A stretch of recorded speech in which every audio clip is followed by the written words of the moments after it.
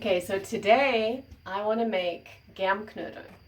It's something that I used to have as a child in Europe, in Austria. It's traditionally an Austrian dessert. It's a dumpling.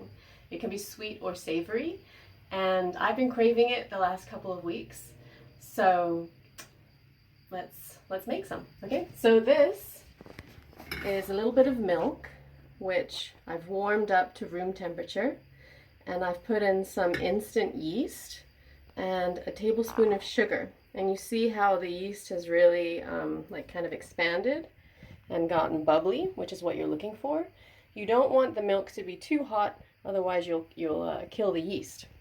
Okay, so I'm going to pour this in a second into this bowl, which is some white flour or all-purpose flour with a tablespoon of sugar, a little bit of salt, and some soft butter. And I'm going to add 2 eggs. Okay, so first I'm going to mix this with, I've got this little mixer, and this is for bread, for dough. So I'm going to mix it, and then I'm going to add the liquid to it when this is nicely mixed.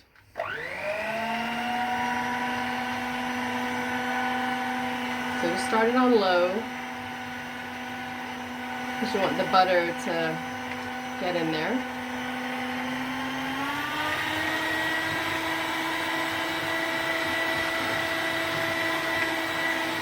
So I'm going to get this a little bit sandy before I add the liquid.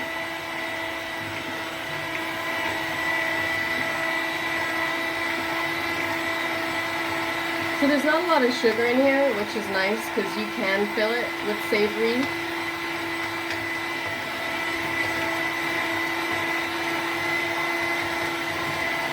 So you see how it's getting a little bit lumpy, which is what you want. I'm going to add just a little bit of milk.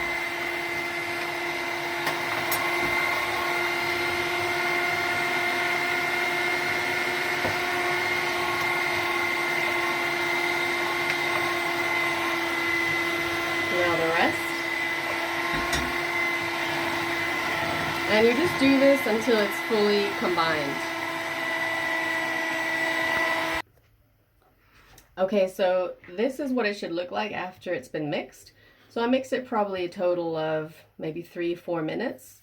So it's going to be real soft. I added just a little bit of extra water in case it was a little too thick. And I'm going to let this rise now. I'm going to cover it with a kitchen towel and let it rise, and you want it to double in volume. Okay, so it's been about 40 minutes, and this is what the dough looks like now. Super nice. It's risen nicely. So now the next step is to divide the dough into 8. Let's take a look here. I'm going to put this on a lightly floured surface. It's a little bit sticky, but that's okay. It's a good sign because you don't want it super dry.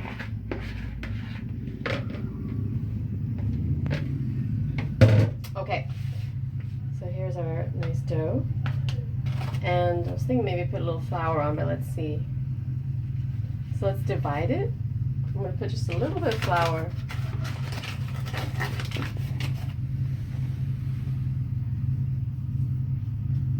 This is sticky.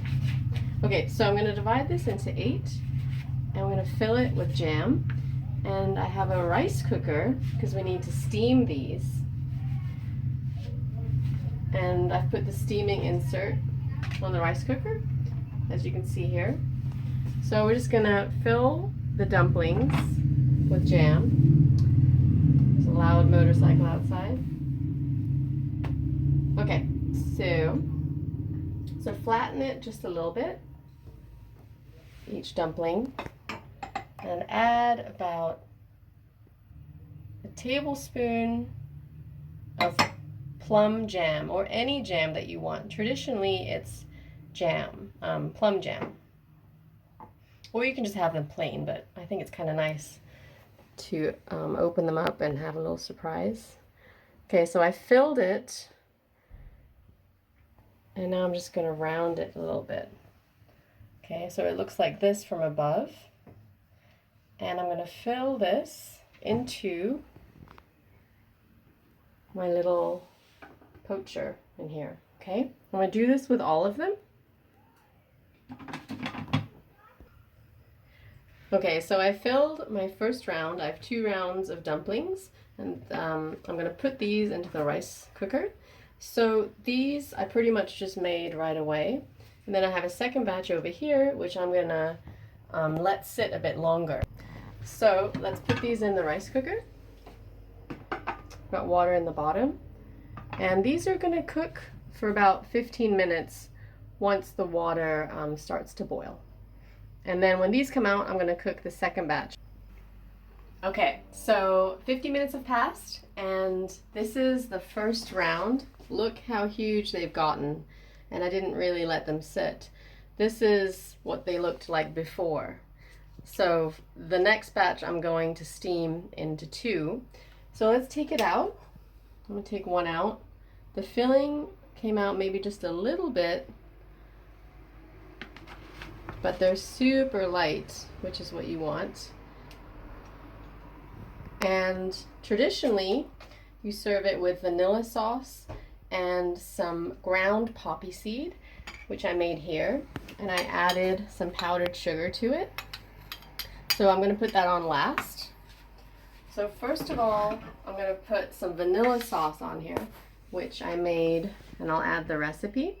So traditionally you serve it with vanilla sauce on top, and you want to go nice and heavy on that, on the vanilla sauce. Oops. And next I melted some butter. You add a little bit of melted butter just on top there.